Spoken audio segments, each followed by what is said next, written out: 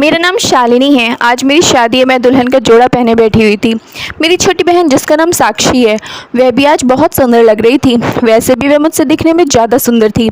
मेरे बाद इसी की शादी करनी थी, इसीलिए सभी की नज़रें अब इस पर थी। मेरी शादी में पापा के दोस्त ने उनके बेटे के लिए साक्षी का हाथ मांगा। पापा के दोस्त का हमारे घर आना जाना लगा रहता था और उनके बेटे मतलब विजय को साक्षी पहले से ही पसंद थी, इसलिए उसने शादी के लिए हाँ कह दी। माँ कहने लगी साक्षी बहुत किस्मत वाली है कि उसका इतने अच्छे घर से रिश्ता आया है। साक्षी मेरी सगी बहन नहीं थी, वह मेरे चाचा की लड़की थी। साक्षी के पापा एक ऑफिसर में क्लर्क की नौकरी करते थे। उनकी तनख्वाह बहुत कम थी, जिसमें जैसे तैसे गुजारा होता था, पर कुछ दिनों बाद उनकी हार्ट अटैक से मौत हो गई। साक्षी की माँ बहुत मेहनती थी। वह कपड़े सिलकर अपना घर बड़ी मुश्किल से चला पाती थी। साक्षी की माँ को भी यह रिश्ता पसंद था, क्योंकि उन्होंने विजय को पहले से ही देख रखा था, इसलिए वह बहुत खुश थी। अपनी बेटी के लिए आज वह बहुत हल्का महसूस कर रही थी। उन्हें साक्षी की शादी की बहुत चिंता हो रही थी, पर उन्होंने राहत की सांस ली। विजय इंजीनियरिंग कर रहा था और उसका आखिरी साल था, और इसलिए उसकी माँ सोच रही थी कि पढ़ाई पूरी होते ही दोनों की शादी कर देंगे। दिन ऐसे ही बीतते जा रहे थे। एक दिन विजय की माँ घर आई और कहने लगी कि परीक्षा तो हो गई है, पर अब मैं सोच रही हूँ कि विजय की नौकरी लग जाए, फिर शादी की तारीख निकालेंगे ताकि वह भी अपनी गृहस्थी संभालने लायक हो जाए। साक्षी भी विजय से प्यार करने लगी थी और उसकी माँ अब दहेज के लिए पैसे जमा करने लगी थी। उसी दौरान विजय को बाहर देश जाने की संधि मिली और उसे यह मौका गंवाना नहीं था। साक्षी को दूसरे देश जाने के नाम से ही डर लगता था, क्योंकि उसने काफ़ी बातें सुन रखी थी। होने वाला पति अगर दूसरे देश गया तो वहीं का हो जाएगा और वहीं की किसी लड़की से शादी कर लेगा और मंगेतर राह देखती रहेगी। विजय की माँ चाची के घर आकर कहने लगी कि विजय को एक बार दूसरे देश जाने दीजिए, उसकी ज़िंदगी का सवाल है। बस एक साल बाद वह वापस आ गया तो हम तुरंत दोनों की शादी कर देंगे और तब तक हम सबको भी शादी की तैयारी करने का वक्त मिल जाएगा। हम पराए तो हैं नहीं, आपके परिवार का ही हिस्सा जैसे हैं। विश्वास रखने में कोई दिक्कत नहीं होनी चाहिए और एक साल तो देखते ही निकल जाएगा। साक्षी की माँ ने विजय की माँ पर विश्वास रखा। विजय दूसरे दिन दुबई चला गया। इधर साक्षी विजय की राह देख रही थी। दुबई गए 1 महीना ही हुआ था और विजय ने अपने छोटे भाई को भी वहाँ बुला लिया। दोनों खूब पैसे कमाने लगे और कमाया हुआ सारा पैसा घर भेज देते थे, जिसकी वजह से उनकी स्थिति बहुत बदल गई थी। कहते हैं लेकिन इंसान की पहचान उसकी आर्थिक स्थिति से होती है। अब जब भी विजय की माँ घर आती तो बहुत डींगे हाँकने लगती, जैसे कि फलाने की लड़की की शादी थी, उन्होंने अपनी बेटी को गाड़ी दी, बंगला दिया। तो कभी कहती कि फलाने की लड़की डॉक्टर थी और लड़के के घर वालों को ढेर सारा सोना दिया। लड़की की माँ को सोने का हार दिया, उसकी बहनों को सोने के कंगन दिए और नाते रिश्तेदारों को महंगे महंगे कपड़े। उनकी बातें सुनकर साक्षी की माँ को बहुत चिंता लगी रहती थी। वह घबरासी जाती थी और थोड़ा संकोच भी करती थी उनसे बात करने के लिए, क्योंकि पैसे आते ही लोगों के व्यवहार में एकदम से बदलाव आ जाता है। इसलिए वे बेचारी चुपचाप गर्दन नीचे कर उनकी बातें सुनती रहती, बिना कोई जवाब दिए। विजय की माँ का इस तरह से बोलना, इसके पीछे की वजह हमें पता चल गई थी। उन्होंने अपने बेटे के लिए एक अमीर घर की लड़की का रिश्ता देख रखा हुआ था और अब उन्हें कोई ना कोई बहाना बनाकर यह शादी तोड़नी थी। अब जब भी घर आती तब ऐसे ही कुछ उल्टा सीधा बोलती, ताकि साक्षी की माँ से वह सब सहन ना हो और वह कुछ बोले और विजय की माँ को बहाना मिल जाए शादी तोड़ने का।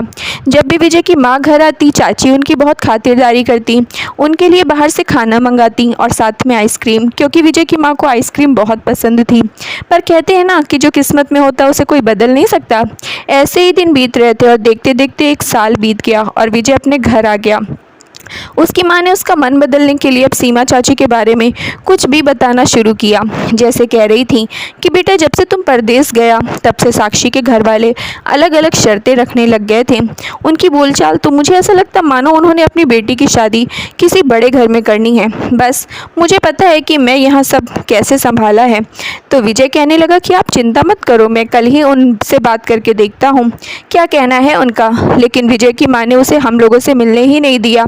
कहने लगी कि अरे नहीं नहीं, तुम क्यों बड़ों के बीच में पड़ते हो, तुम कुछ बोलोगे तो पता नहीं बात कहाँ से कहाँ पहुँच जाए। अगर उनकी कुछ शर्तें हैं तो हम भी कुछ शर्तें रखेंगे, ताकि वह बराबर रास्ते पर आ जाएंगे। और अगर उन्हें अपनी बेटी की शादी कहीं और करनी ही थी तो पहले इस रिश्ते के लिए हाँ नहीं करना था। अब तो सगाई करके 1 साल का वक्त बीत गया है, अब ये शादी तोड़ना कोई मजाक है क्या। यह सारी बातों से विजय को बहुत बुरा लग रहा था, क्योंकि वह वापस सिर्फ अपना दिया हुआ वादा पूरा करने आया था। वह साक्षी को भूला नहीं था। इधर साक्षी की माँ को घर के मालिक ने घर खाली करने के लिए कह दिया था। वह बेचारी तो कपड़े सिलकर गुजारा कर रहे थे और इधर विजय की माँ ने पूरा मन बना लिया था कि वह यह शादी होने नहीं देंगे। मैं अपने बेटे की शादी किसी अमीर घर में करूंगी ताकि ढेर सारा दहेज मिल सके। पर विजय इस बात के लिए राजी नहीं था। वह मन ही मन कहती कि मैं भी देखती हूँ कि यह शादी कैसे होती है। विजय के कहने पर उसकी माँ शादी की तारीख पंडित जी से निकलवाने तो गई, पर आकर सीमा जी से कहने लगी कि हमारा अब बड़ा बंगला है, इसलिए अब आपको भी विजय को कुछ अच्छा सा शादी का गिफ्ट देना होगा और मुझे और मेरी बेटी को कोई सोने का तोहफा देना होगा। हमारे रिश्तेदार कहेंगे कि कैसे लोगों से रिश्ता जोड़ दिया है जो लड़के और उसके घर वालों को अच्छे गिफ्ट तक नहीं दे सकते। बेचारी सीमा चाची कुछ नहीं बोली, चुपचाप बैठी रही। उस बेचारी ने तो एक एक रुपया जमा किया था अपनी बेटी की शादी के लिए। विजय की माँ के जाने के बाद साक्षी का छोटा भाई कहने लगा कि माँ तुम चिंता मत करो, गाँव में जो थोड़ी सी ज़मीन है उसे बेचकर हम दीदी की शादी के लिए पैसे का जुगाड़ कर लेंगे। बाद में हम दोनों तो कैसे भी कहीं भी रह लेंगे। ज़मीन के पैसों से सीमा चाची ने उन माँ बेटी के लिए हल्की हल्की चूड़ियाँ बनवा ली थी। दूसरी तरफ विजय की माँ का तो अलग ही प्लान था। विजय को पता भी नहीं होगा कि उसकी माँ क्या कारस्तान कर रही थी, बल्कि सभी को यही लग रहा था कि उसकी माँ जो कुछ भी कर रही है उसमें विजय भी शामिल है और वही माँ को रोज़ नई नई डिमांड करने के लिए कहता है। अब साक्षी को विजय पर गुस्सा आने लगा था कि आखिर उनकी गरीबी को क्यों मजाक उड़ा रहा है। विजय की माँ ने कुछ तो सोच रखा था जो वह शादी वाले दिन अमल में लाने वाली थी। मेहंदी वाले दिन वह कुछ रिश्तेदारों को लेकर सीमा चाची के यहाँ आई और उनके हाथ में एक चिट्ठी थी और बोली कि पहले यह पढ़ लो फिर मेहंदी का कार्यक्रम शुरू करना। सीमा चाची ने चिट्ठी खोलकर देखी तो उसमें एक लिस्ट थी जिसमें गाड़ी, फर्नीचर और एक फ्लैट की मांग रखी थी। सीमा चाची कहने लगी कि बहन जी ये सब क्या है, अगर आपको इतना सब कुछ चाहिए था तो पहले दिन ही कह देना था। आज मेरी बेटी की मेहंदी लगने वाली है और आप यह सब, मैं कहाँ से लाऊंगी इतना सब कुछ। अब तो शादी के कार्ड भी बढ़ चुके हैं, क्यों हमारी इज्जत से खिलवाड़ कर रही हो आप, मैं इतने कम समय में कहाँ से लाऊंगी इतने सारे पैसे। तब विजय की माँ कहने लगी कि हमें पता चला है कि आपके गांव की ज़मीन भी है, उसे ही बेचकर इन सब की व्यवस्था कर दो। तब सीमा चाची कहने लगी कि बहन जी गांव की ज़मीन का कुछ हिस्सा बेचकर ही मैं अपनी बेटी की शादी कर रही हूँ और अगर बची हुई भी बेच दी तो अभी मेरे बेटे की शादी करनी है, मेरा बुढ़ापा कैसे कटेगा, सब कुछ भी तो सोचना है। तो विजय की माँ कहने लगी ये अच्छा है, तो एक काम करो, फर्नीचर, गाड़ी सबको रहने दो, जिस कपड़े पर आप अपनी बेटी भेज देंगे हमें मंजूर है। बस आप एक काम करिए कि आपकी गाँव की ज़मीन है हमारे नाम कर दीजिए, इससे हम भी लोगों को बता पाएंगे और आपकी इज्जत भी बच जाएगी। सीमा चाची इससे ज़्यादा और सुनने की हालत में भी नहीं थी और वह रोने लग गई। मैं चाची को चुप कराया और फिर हम दोनों साक्षी के पास गए। साक्षी अपनी सहेलियों के साथ बैठी हुई थी।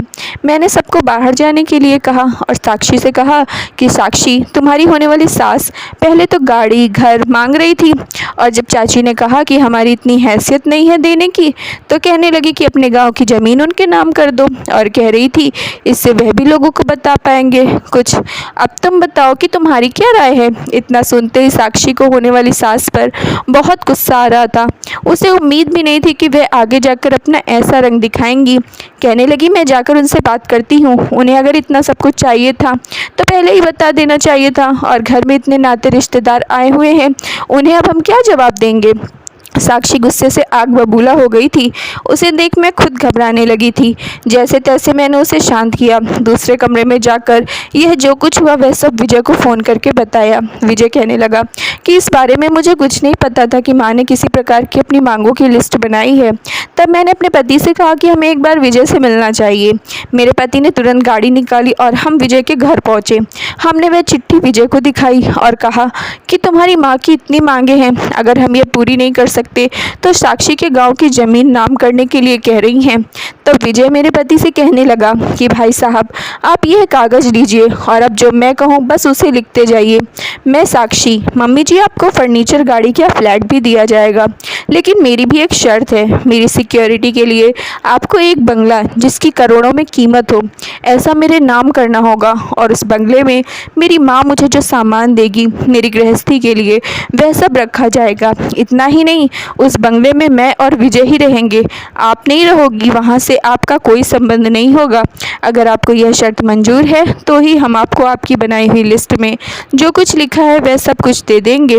दीदी आप यह बस चिट्ठी मेरी माँ को दे दीजिए और कहना कि साक्षी ने दी है। बाकी काम मैं सब संभाल लूँगा। हम दोनों घर पहुँचे और जब ये चिट्ठी हमने विजय की माँ को दी तो उसे पढ़कर तो मानो उनके पैरों तले ज़मीन निकल गई हो, और जल्दी जल्दी में अपने बेटे के पास पहुँची और कहने लगी कि यह देखो बेटा, कैसी शर्त रखी है उन लोगों ने, और मैं तुम्हें पहले भी बताया था ना कि बड़ी अजीब अजीब मांगे इन लोगों ने रखी थी, पर इस बार तो हद ही हो गई। कोई ज़रूरत नहीं है बेटा उनके सामने झुकने की, बस बहुत हो गया।